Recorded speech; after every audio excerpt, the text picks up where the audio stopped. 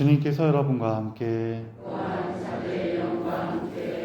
마테오가 전한 거룩한 복음입니다.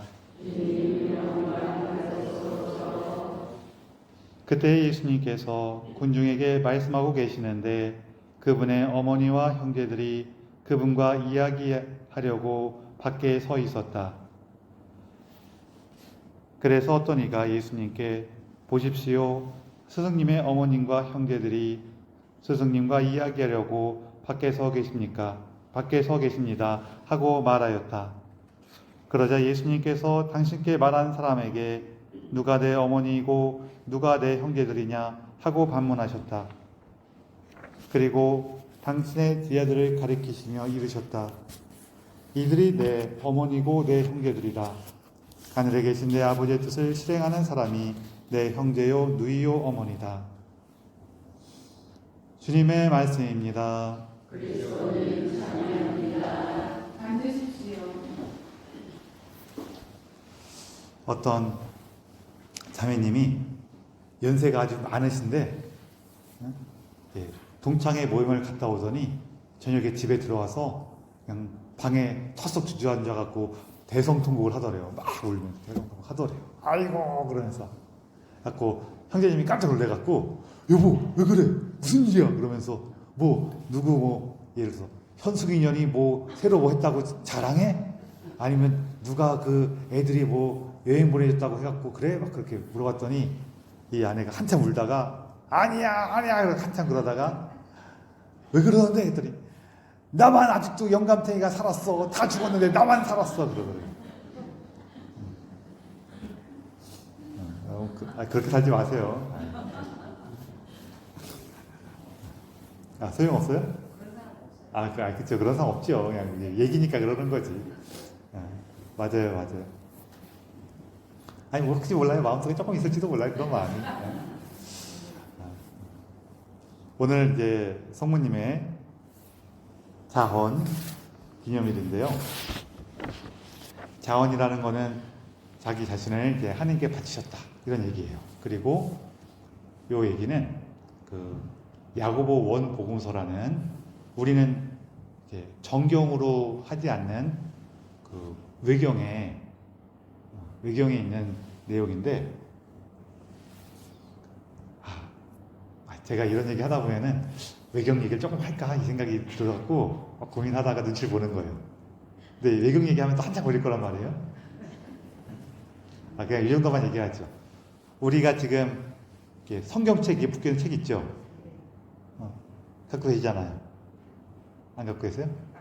지금은 아니라고 하더라도 성경책 있죠? 본 적은 있으시죠? 제가 너무 무시하는 말을 했나요? 죄송해요. 그 성경책이 있는데 그 성경책에 우리 구약 46권, 신약 27권 해갖고 이렇게 있단 말이에요. 그래갖고 그거를 성경책으로 우리가 갖고 있는 거를 정경이라 그래요.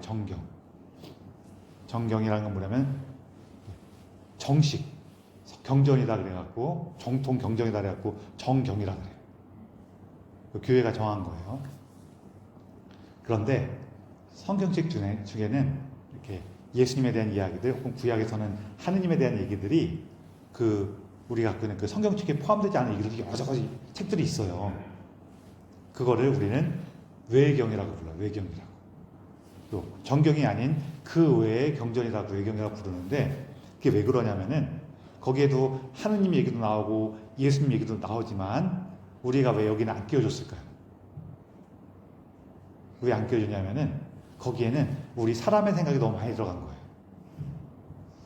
물론 우리가 글을 쓸 때에는 자기 생각이 들어갈 수밖에 없어요. 우리가 일기를 쓸 때 나는 일기 쓸 때 내 감정이나 평가는 하나도 쓰지 말고 있는 그대로 사실만 써야지 라고 하고 쓴다고 하더라도 이게 사실만 들어가지가 않아요. 어떤 거냐면 이런 거예요. 어느 날 아침부터 저녁까지 자기가 쭉 지내면서 어릴 때 엄마한테 혼난 일도 있고 엄마한테 칭찬받은 일도 있었어요. 근데 이 사람이 혼난 일은 다 빼고 칭찬받은 일만 다 썼어요. 거기 거짓말이 있어요, 없어요? 거짓말은 없어. 그치? 거짓말은 없어. 쓴 거는 다 사실이야. 그치만 이거 다 나중에 봤을 때 얘는 칭찬만 받고 살았나 보다라고 하면 어떻게 돼요? 그건 거짓말이죠. 그래서 이렇게 사실만 다 써도 거짓말을 만들 수가 있어요. 이게 써 있는 게 다 거짓말이야 이런 뜻이 아니라 우리가 사실만을 쓴다고 하더라도 거기에는 우리의 생각이나 마음이 들어가요, 안 들어가요? 들어간다는 거예요. 그래서 사실 우리가 갖고 있는 성경도 사실은 그 성경을 기록한 사람들이 오히려 자기 마음이나 생각을 풍부하게 넣어서 썼어요. 오히려 사실만 꼬다리 쓴 게 아니라 풍부하게 넣어서 썼어. 왜? 왜냐하면은 내가 하느님과 만났을 때 그 하느님과의 만남이 너무나 기쁘고 좋아. 이거는 생각과 마음이에요, 아니면 사실이에요? 사실이기도 하지만 생각과 마음이기도 하죠. 이렇게 겹쳐지는 것도 있어. 그래서 그게 막 오히려 풍성해. 내 영혼이 주님을 찬미하며 당신 안에서 기뻐 뛰노나이다 이렇게 썼단 말이에요. 우리 마음이 막 들어갔단 말이에요. 그래서 오히려 성경도 그렇게 많이 들어가게 했는데, 그렇지만 이거는 그렇지, 하느님 안에서 우리가 그렇게 기쁘게 살아가는 거지 하고 괜찮은 거야. 이거는 어떻게 이해를 우리가 했냐면은 성령께서 인도하셔서 성령께서 그 마음에 사랑의 불길을 일으키셔서 느끼는 거야 하면서 그냥 성경을 우리가 다 받아들였어. 근데 이렇게 쓰는 사람 중에서 좀 지나친 사람들이 있었어. 그냥 자기 마음에 있는 것을, 우러나는 것을 그대로 썼으면 괜찮은데 딱 쓰려고 보니까 얘가 좀 똑똑해. 똑똑하니까 내 마음을 이렇게 쓰면은 그냥 너무 사소하거나 너무 없어 보여. 그러니까 그걸 막 꾸미기 시작해요. 예를 들어서 간단하게 얘기하면은 내가 집에서 뭘 잃어버려 갖고 보이지가 않는 거예요. 그래서 어떻게 하지? 찾다가 예수님 이거 저희 좀 필요한데 어딨죠? 막 이렇게 기도하면서 마음속으로 이렇게 기도하면서 예수님 좀 도와주세요. 그러면서 기도하면서 찾았어. 딱 그때 찾을 때 여러분 기뻐요, 안 기뻐요? 너무 기뻐. 주님 너무 감사합니다. 당신께서 이 휴대폰이라고 해요. 휴대폰을 잘 찾도록 도와주셨어요. 열쇠를 찾도록 도와주셨어요. 감사합니다. 하면은 좋아요, 안 좋아요? 좋아요. 그리고 제가 맨날 말씀드리잖아요. 그거 거기다 뒀는데 내가 깜빡하고 못 보다가 딱 발견하게 된 거예요? 아니면은 잃어버렸는데 내가 기도하니까 하나님이 거기다 갖다 주신 거예요? 갖다 주신 거란 말이에요. 저도 그래요. 근데 이 사람이 이렇게만 딱 쓰려고 그러니까 너무 이렇게 사소해 보여. 그래서 거기다 조금씩 살을 붙이기 시작한 거예요. 살을 붙이기 시작해갖고 어떻게 쓰냐면은 그날 뭐 열쇠였는데 우리 집안에 대대로 내려오는 황금 열쇠가 있었는데 잃어버렸어. 온 집안을 뒤져서 나지가 않아. 그래갖고 내가 그때 무릎을 꿇고 하나님께 간절히 기도했어. 기도했더니 갑자기 하늘에서 벼락이 번쩍 치면서 눈앞에 딱 나타난 거야. 이렇게 말을 했어. 그렇게 말할 때 그 마음은 우리가 이해해요. 그렇죠? 그런데 우리 요즘 말로 하면은 MSG를 너무 많이 뿌렸어요? 안 뿌렸어요? 이런 식으로 뿌린 거예요. 그걸 딱 보면은 나중에 요거는 좀 너무 그냥 하나님과 만나고 하나님께서 나를 이끌어 주신 거에 대한 그 감사와 기쁨을 표현하는 것을 너무 과하게 갖고 그 정도 갖고는 이 감사가 표현이 안 돼. 이렇게 써야지 이게 감사가 표현될 것 같아 하면서 우리 사람의 생각이 너무 많이 들어간 거예요? 안 들어간 거예요? 너무 많이 들어갔죠. 걔네들 다 뺐어. 얘네들은 내용상에 중요하고 멋진 내용도 있지만 그거 사람의 생각이 너무 많이 들어가서 이거는 오해할 수가 있겠네 하고 뺀 책들을 우리가 외경이라고 그래요. 그게 외경들은 보통 그 안에 조금씩은 하느님에 대한 마음이 있는데 사람의 생각이 너무 많이 들어갔어요. 그 하느님에 대한 마음을 자기 나름대로 막 어떻게든지 더 멋있게 표현해 보려고 그러다가 이게 과해서 지나치게 사람의 마음이 들어간 거를 이제 외경이라고 그래요. 그런 걸 다 빼갖고 얘를 어떻게 해요? 그 외경이야, 외경. 그래서 그거는 너희들은 외경을 읽어서는 안 돼. 이건 금지대책이야. 읽으면은 니들 다 끌려가서 감옥에 가줄 거야. 그렇게 하진 않았고요. 그렇게 하진 않았고, 야, 그거 어차피 옛날에는 사람들은 글도 잘 못 읽어요. 그러니까 어떻게 하냐면은 너희들이 우리 성경, 정경을 잘 읽고 성경 내용을 깊이 알고 또 하느님께 대한 믿음이 깊은 사람들은 가려서 읽어. 그래서 외경인 거예요. 그래서 이렇게 그렇게 하긴 했는데 그렇다고 하더라도 그런 얘기들이 조금씩 흘러갔고 사람들 사이에 좀 퍼져 있어요. 그 재미있는 얘기 중에 뭐가 있냐면은 그 예수님께서 어릴 때 일인데 예수님께서 그 친구들하고 같이 어릴 때 꼬맹일 때 애들 같이 진흙으로 이것저것 만들고 놀았대요. 이렇게 놀아서 이제 밥때가 돼갖고 집집마다 애들을 부를 거 아니에요. 얘들아 들어와라 이렇게 불러 들어가는데 이제 마리아님께서 나오셔갖고 예수님을 이렇게 부르시니까 얘야 가자 하고 부르시니까 예수님께서 그때 그 진흙으로 새를 만들고 있었는데 어머님 마리아님께서 이렇게 부르시니까 일어나서 따라가면서 그 진흙새를 이렇게 던지고 갔대요. 그때 딱 던졌더니 이 새가 살아있는 새가 내려 날아갔대. 네. 이거 무슨 뜻일까요? 무슨 뜻일까요? 우리 창세기에 보면은 하느님께서 세상을 창조하시고 인간을 만드실 때 어떻게 만드세요? 진흙을 빚어서 사람을 만드시죠. 그렇죠? 자, 예수님께서 진흙으로 새를 만들어서 날렸더니 진짜 새가 돼서 날아갔다. 이 얘기는 무슨 뜻이냐면은 사실은 예수님께서 참 하느님이시다 이 뜻이란 말이에요. 창조주 하느님처럼 그분과 같은 분이시다. 이 얘기를 하고 싶은데 그냥 말로 하면은 재밌어요, 안 재밌어요? 그냥 말로 하면 재미가 없어. 그러니까 이렇게 만드는 거예요. 그러면은 저한테 와갖고 어떤 분이 물어보실 거예요. 신부님, 그 외경에 보면은 예수님께서 이렇게 진흙으로 새를 만들어서 날렸더니 진짜 새가 돼서 날아갔다는 내용이 있는데 이거 진짜예요? 라고 물어보면 제가 뭐라 그럴까요? 첫 번째는 몰라요. 첫 번째는 몰라요. 그래서 신부님 그래서 진짜 얘기해 주세요. 막 그러면 제가 뭐라 그럴까요? 내가 가끔 하는 말이 있는데 안 믿으면 똑똑하신 거고 안 믿으면 똑똑하신 거고 믿으시면 복되신 겁니다. 근데 이런 얘기에서는 핵심이 뭐냐면은 예수님께서 하느님과 같은 분이시구나. 온 세상 만물의 주님이시며 창조주이신 아버지와 같은 분이시구나. 우리가 그렇게 이해하면 되는 거예요, 사실은. 그래서 이런 것들이 있어요. 그래서 이런 게 너무 사람의 생각이 많이 들어갔다 그러는 거예요.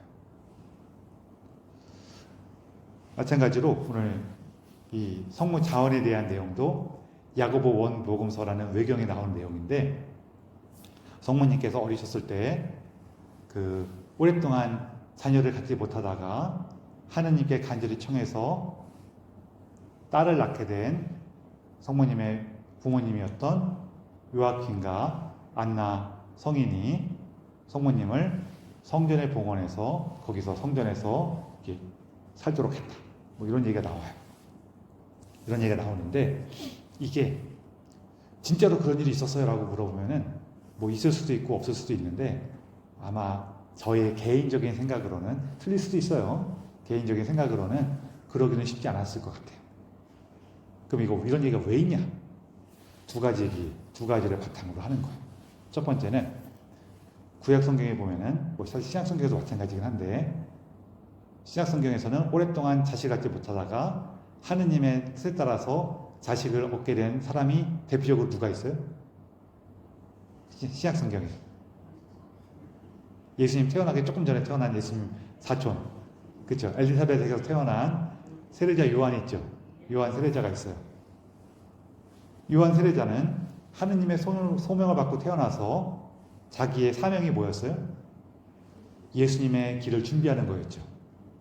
메시아의 구원의 길을 준비하는 예언자였어요.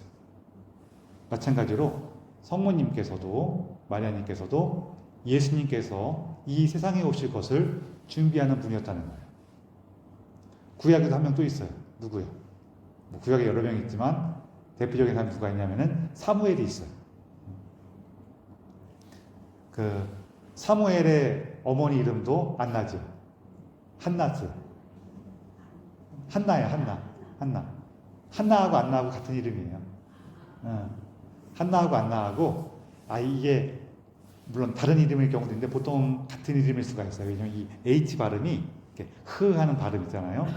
우리 히읗 발음 이게 그 이제 사람에 따라서 이게 잘 내는 사람도 있고 잘 못 내는 사람도 있고 이런 게 좀 있어갖고 히읗이라고 우리는 정확한 이런 자음으로 구분하지만 사실은 하는 게 끌리는 발음이란 말이에요. 갖고 안 나거나 한 나거나 안 나거나 한 나거나 이렇게 될 수가 있어.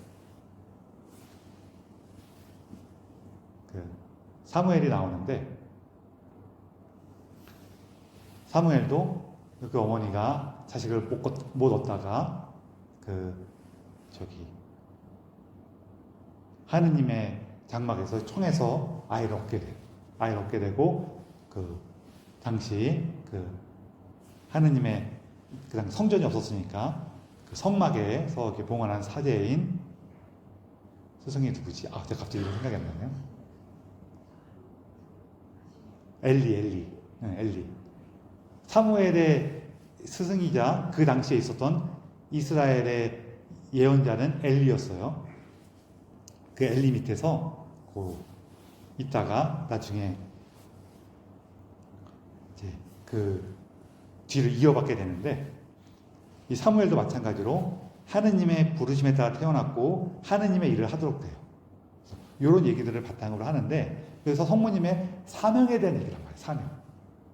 이분이 그냥 태어난 것이 아니라 예수님께서 이 세상에 오실 것을 준비하는 하느님의 섭리 안에서 태어났다라고 이해하는 거예요. 첫 번째 부분이 있고 두 번째 부분은 뭐냐면은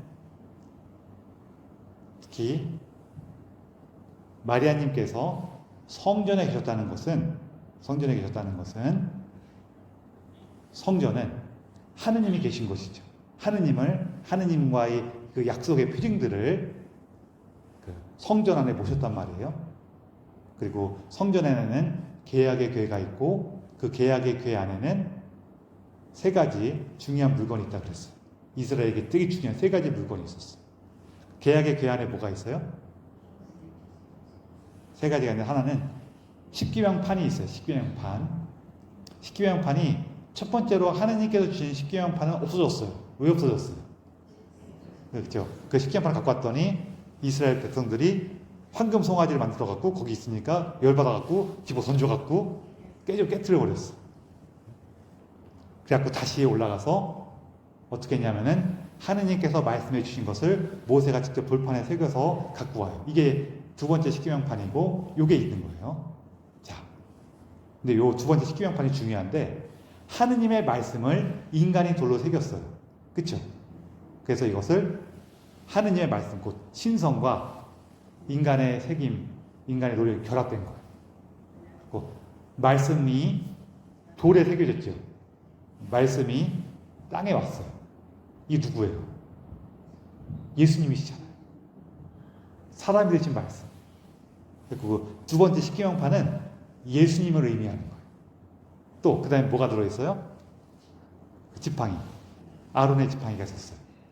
아론의 지팡이는 뭐냐면은 누가 이제 사제가 될 거냐 이거 할 때 그 레위 지파 사람들이 다 지팡이를 꽂았는데 아론의 지팡이에서 싹이 났어요. 싹이 피어나갔어. 그래서 아론이 이제 사제가 된다라는 의미인데 그래서 그 아론 지팡이는 어떤 의미가 있냐면은 참 사제이자 죽은 지팡이에서 싹이 났으니까 생명이 돌아왔어요, 안 돌아왔어요? 생명이 돌아왔으니까 다시 생명을 되돌리는 참 사제 누구예요? 예수님을 의미하는 거예요. 마지막으로 뭐가 있냐면은 만나가 한 항아리가 있어요. 만나는 뭐예요? 하늘에서 내려온 빵이죠. 하늘에서 내려온 빵이 누구예요? 예수님이죠. 우리에게 생명을 주는 하늘에서 내려온 빵이 예수님이란 말이에요. 그래서 십계명판, 아론의 지팡이, 만나 요 세 가지가 다 누구를 의미해요? 예수님. 그 예수님을 교회 안에서 이렇게 품고 있죠. 그래서 성모님에 대한 호칭 중에서 계약의 교회라는 호칭이 있어요. 그렇죠? 그 계약의 교회라는 호칭이 그래서 나온 거예요. 계약의 교회 안에 예수님을 모시고 있으니까. 그리고 성전이라는 것은 그것을 좀 더 크게 만든 거죠. 성전 안에 누가 있어요? 예수님. 그러니까 당신 태중에 예수님을 모신 성모님을 얘기하는 거고, 또 하나는 뭐가 있냐면은 이 성전이라는 것은 사람이 하느님과 만나는 곳이에요. 그게 성전이에요. 그래서 성모님을 통해서 예수님을 더 충실하게 깊이 만날 수 있다는 의미도 있어요. 그래서 이런 의미들을 담아갖고 마리아님께서 성전에 봉헌되셨다라는 것은 이런 내용을 전해주는 거예요. 그래서 우리 좀 전에 잠깐 얘기했지만 저한테 와갖고 신부님, 마리아님께서 어렸을 때 정말로 성전에 봉헌되셨어요? 이렇게 물어보면 제가 뭐라 그런다고요? 안 믿으시면 똑똑하신 거고 믿으시면 복되신 겁니다. 그렇지만 중요한 건 더 중요한 건 뭐라고요? 마리아님께서 성전에 계셨다는 의미가 훨씬 중요하다는 거예요. 그래서 그걸 보면서 마리아님께서 이처럼 성전이 되신 것처럼 이렇게 성전이 되신 것처럼 나도 하느님께 우리 삶을 내어드릴 때 그때 성전이 되는 거구나. 이걸 같이 기억하는 거예요. 성전이라는 것은 뭐예요? 예수님을 모시는 것. 예수님과 함께 살아가는 것이 바로 성전이라는 말이에요. 그래서 이 성전에 대한 얘기를 할 때는요, 우리 몇 가지 중요한 게 있어요. 오늘 복음에도 나오는 건데, 여기 보면은 그 예수님과 그분의 예수님의 어머니와 형제들이 예수님 찾아왔어요. 이 형제들 얘기 나올 때마다 항상 드리는 말씀이지만 이스라엘 말에서 형제라고 말을 했을 때 이게 친형제인지 그 일가 친척을 얘기하는 건지 혹은 어릴 때부터 같이 큰 친구들 얘기하는 건지 정확히 알 수가 있다고 했어요? 없다고 했어요? 알 수가 없어요. 우리도 옛날에 이게 친척집에 이제 명절에 가고 그러면은 사촌들 이렇게 다 모여 있잖아요. 사촌들 다 모여 있을 때 니들 어떻게 왔냐 그러면은 우리 한 가족이에요, 한 형제예요 이렇게 얘기하지. 얘하고 얘는 형제고요, 쟤들은 형제도 아니고요, 사촌이에요. 뭐 이렇게 얘기하지 않는 말이에요. 그렇죠? 우리 다 같이 얘기할 때 그냥 형제들이라고 얘기하는 것처럼 이렇게 그 전통 사회에서는 원래 좀 그런 게 있어요. 그리고 또 성경에 등장하는 다른 표현들, 특히 예수님께서 사도 요한에게 당신 어머니를 부탁하거나 이런 걸 보면은 예수님 친형제가 정말로 있었을까라는 의문이 좀 들긴 해요. 어쨌거나 성경의 다른 기술들이나 이런 걸 볼 때는 이게 친형제일까라는 의문이 좀 들긴 하는데 뭐 그건 아주 중요한 건 아니니까. 이 예수님의 어머니와 형제들이 예수님 찾아왔어요. 왜 찾아왔을까요? 사실 왜 찾아왔냐면요, 그 당시에 소문이 돌았어요. 예수님이 미쳤다는 소문이 돌았어요. 이게 왜 이런 소문이 돌았냐면 크게 두 가지 이유. 첫 번째, 예수님께서는 사실은 아마 이렇게 정식으로 높은 교육을 받지 못했을 거예요. 근데 어느 날 그런 사람이 뭔가 사람들을 가르치고 다니고 뭔가 되게 신통방통한 얘기를 하고 다니면은 우리가 뭐라 그래요? 어이, 미쳤나봐. 그렇게 얘기할 수 있잖아요. 그런 게 하나가 있고, 또 하나는 제가 예를 들어서 제가라고 얘기하면 안 되고, 저는 그런 본 적이 별로 없으니까 어떤 아이가 고등학교 다니는 애가 어떤 그 연예인이 너무 좋다고 해서 맨날 학교도 빼먹고 집에도 안 들어오고 밥도 먹는 줄 아는 하면서 맨날 방송 가고 어디 공연 나고 따라다니고 막 그러면은 우리가 뭐라 그래요? 어우, 미쳤어 그러지. 그렇죠? 예수님께서 지금 하느님에 대한 얘기 때문에, 하느님에 대한 말씀 때문에 집도 버리고 일도 하지 않고 오직 아버지의 그 뜻을 전하기 위해서 살고 있잖아요. 그렇죠? 그럼 그것도 미친 것 같아요. 이런 얘기가 있다 보니까 저 정말 미쳤나 하고 확인하러 온 것도 있고, 또 어머니 같은 경우에는 어떠냐면은 여러분들 애가 정말로 그렇게 해갖고 정말 미쳤다고 하더라도 어머니 입장에서는 얘가 빨리 집에 와야지, 집에 잡아야지 이 생각을 먼저 하세요? 아니면은 아니 걔가 밥은 먹고 다니나, 요즘에 건강이 상하진 않았나, 이게 먼저 걱정돼요. 걱정이 먼저 되죠. 예수님 보러 오신 거예요. 이렇게 오신 자리에서 예수님께서 뭐라고 하시냐면은, 당신 제자들이 이들이 내 어머니고 형제들이다 하면서 살짝 이렇게 미안하셨을 수도 있는데, 그러니까 이 토를 다졌어요. 하늘에 계신 내 아버지의 뜻을 실행하는 사람이 내 형제요 누이요 어머니다라고 얘기해요. 두 가지 의미가 있는데, 하나는 이제 예수님의 형제가 된다는 것은, 가족이 된다는 것은 누가 되는 거냐? 예수님의, 그러니까 하느님의 뜻을 따르는 이들이 예수님과 형제가 된다. 이 얘기가 하나가 있고, 또 다른 하나는 뭐냐면은 당신 어머니께서 왜 어머니가 되셨는가? 마리아님께서 왜 예수님의 어머니가 되셨어요? 아버지의 뜻을 실행하셨기 때문에. 그렇죠? 그 얘기를 하는 거예요. 그래서 우리가 이제 내가 살아가는 게 아니라 아버지의 뜻을 실행하기 위해 살아가는 건데, 여기에 이제 우리 삶의 관건이 있어. 이게 뭐냐면은, 자, 여러분 살아보셔서 다들 아시지만 우리가 하느님의 뜻을 실행한다는 것은 내가 자꾸 이것도 하고 저것도 하고 이러는 거예요. 이러는 거에 좀 더 가까웠어요? 아니면은 내가 원하는 것, 내가 생각하는 것, 내가 느끼는 것을 조금씩 비워가는 거에 가까웠어요? 채워가는 거에 가까웠어요? 비워가는 거에 가까웠어요? 비워가는 거에 좀 더 가까운 경우가 많아요. 왜일까요? 왜냐하면은 내가 하고 싶은 걸로 가득 차 있으면은 하느님께 들어와요, 안 들어와요? 안 들어와요. 이거 하기도 바쁜데 하느님 거 할 게 어디 있어? 이렇게 되기가 쉬워요. 그러면은 내가 하느님의 뜻을 받아들이려면은 그 전에 앞서갔고, 혹은 받아들이는 과정에서 반드시 일어날 수밖에 없는 일이 뭐냐면은 내 뜻을 비워가는 거예요. 그렇죠? 그리고 실제로 있잖아요.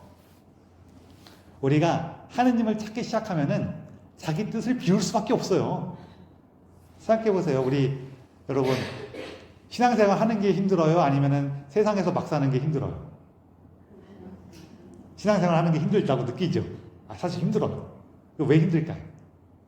사실은 신앙생활 안에 깊이 들어가면은 신앙으로 살아가는 게 훨씬 쉽거든요. 근데 왜 힘들까요? 그 과정에서. 그게 왜 그러냐면은 내가 세상살이의 짐을 이만큼 짊어지고 있어. 거기에서 하느님을 따르는 짐을 더 짊어지면 어떻게 돼요? 힘들어 죽어. 이미 세상살이의 짐 자체가 힘들어 죽겠는데 거기에 신앙의 삶의 짐을 더 받아. 그럼 어떻게 돼요? 정말 쓰러져 죽을 지경이 돼요. 근데 놀랍게도 놀랍게도 그렇고 참 안타깝게도 사람이 짐을 언제 내려놓을까요? 짐이 이게 뭐가 들어있어도 있잖아요. 그냥 이렇게 걸어갈 만하면은 하나도 내려놓질 않아요. 언제 내려놔요? 힘들어 죽을 지경이 돼야지 내려놔. 여러분 살아오시면서 솔직히 그랬어요? 안 그랬어요? 우리 그렇단 말이에요. 그러다 보니까 거기서 힘들어 죽을 지경이 되면은 이서 하나씩 내려놓기 시작해. 그리고 그 과정에서 안타깝게도 어떤 분들은 신앙을 내려놓으실 거예요. 그런 분도 계셔. 우리는 아닌데 그런 사람도 있다고요. 그런 사람들 뭐예요? 예수님 그 비유에서 거기 돌밭에 떨어진 씨앗들, 저 가시덤불에 떨어진 씨앗들이 그런 씨앗들이란 말이에요. 그렇게 떨어질 수가 있어요. 또 우리도 개인적으로 우리 개인으로 본다면은 우리 마음속에 한 부분은 내가 죽어도 이거는 양보 못해. 이런 게 있단 말이에요. 그런 거 얘기하는 거예요. 그 중에서 이제 우리가 신앙을 내려놓는 경우도 있고, 저도 내려놓지 못하는 게 있잖아요. 저도 뭘 내려놓지 못하고 있어요. 강론 때 말 짧게 하는 거. 아, 이 참 그런데 하여간 내려놓지 못하고 있어. 감사합니다. 이렇게 함께 해주셔서 감사합니다. 이렇게 내려놓지 못하고 오히려 신앙을 내려놓는 사람들이 있어요. 경우가 생겨요. 근데 그래도 우리가 신앙을 지키려고 하다 보면은 점점 세상 것들을 내려놓기 시작해요. 그리고 그만큼 하느님에 대한 마음으로 채워가죠. 그렇게 나아가는 거예요. 그래서 우리가 어느 순간에 알아요. 어느 순간에 내가 세상 것들을 내려놓고 하느님의 것으로 채울 때에 비로소 진정으로 평화를 얻는구나. 우리가 알게 돼요. 그리고 그 고비가 넘어가면은 이제부터는 어떻게 하냐면은 적극적으로 하느님 것을 찾으려고 하죠. 그 전까지는 그래도 뭐 완전히 이렇게 넉넉고 있진 않은데, 뭐 그래도 내가 예수님은 믿고 싶어, 성당은 다니고 싶어 라는 그 10%로 시작을 했을 때에는 성당에 오니까 뭐 주임에서 나오래, 예비자 기도도 받으래, 뭐 기도도 하래, 뭐 활동도 하래. 그러면서 이거 좀 왜 불편한데 하면서 이렇게 좀 그래도 해야 되나 그러면서 이 시작을 한단 말이에요. 그렇죠? 근데 거기에 좀 더 익숙해지고, 그래서 그 과정에서 내가 배워가요. 이게 내가 세상의 짐을 내려놓고 하느님께 주신 소명을 받아들이는 거구나 하면서 거기서 조금씩 하느님을 만나고 배워가고, 그것이 나에게 생명과 기쁨과 평화를 준다는 것을 조금씩 만나요. 그러다 보면 어느 순간에 이제 용기가 생겨갖고 뭐라 그래요? 주님, 제가 당신을 따르겠습니다. 그러니 저에게 더 당신을 따를 수 있도록 이끌어 주십시오 라고 얘기를 해요. 그렇죠? 그러면 예수님께서 뭔가 너 말 잘했다 그러면서 이제 사명을 좀 한 덩이 이렇게 턱 주신단 말이에요.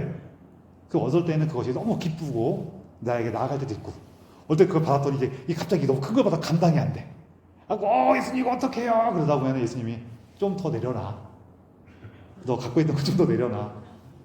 그러면 싫은데요? 그러고 있다가 고생하다가 뭐 좀 쉬었다 갈 수도 있고, 아니면은 그걸 받아들일 때 싫은데요? 그러다가도 근데 예수님, 제가 당신 안에서 지금까지 만났던 그 기억 안에 이걸 받아들일 때 더 큰 기쁨과 생명이 있다는 것을 제가 압니다 하면서 거기서 예수님 그래도 어떻게 해요? 그래서 막 고생하다가 이제 그게 소화가 되기 시작하면은 다시 큰 기쁨을 얻기 시작하죠.